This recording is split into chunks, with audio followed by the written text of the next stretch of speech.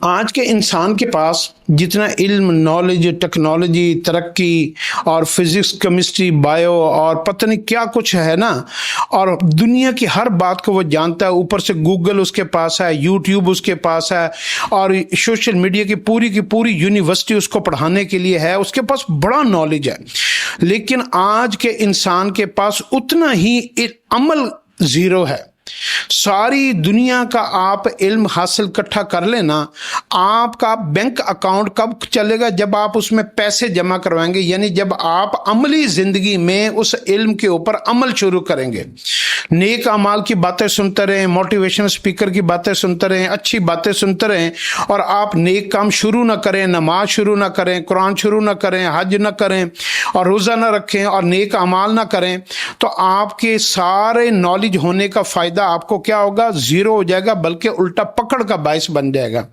اگر آپ کہتے ہیں کہ آپ بے بس ہیں، آپ سے عمل نہیں ہوتا، آپ کو پتہ سب کچھ ہے لیکن آپ سے عمل نہیں ہو رہا، تو پھر ایک حدیث کے اندر دعا ہے، آپ وہ دعا پڑھیں. پھر اللہ قدرتوں والا ہے، وہ اپنے قدرت کاملہ کے ساتھ آپ سے نیک اعمال کروا لے گا.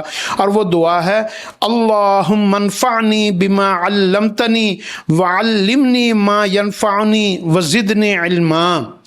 اے اللہ، تو نے مجھے جتنا بھی علم عطا فرمایا نا، وہ سارا کا سارا علم نافع بنا دے، اس سے مجھے نفع عطا فرما دے کہ میں اس علم کے اوپر عمل کرنے والا، اس سے فائدہ اٹھانے والا بن جاؤں.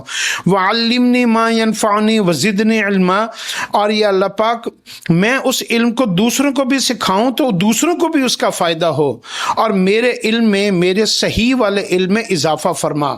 تو اس لیے جو ہے، سب سے زیادہ جو جہنم میں لوگ جانے والے ہوں گے کون ہوں گے؟ منافق، جن کو سب باتوں کا پتہ تھا لیکن علم سے خالی تھے. تو اس لیے اس دعا کو اپنی زندگی کا حصہ بنائیں، آپ باعمل انسان بن جائیں گے، باعمل مسلمان بن جائیں گے.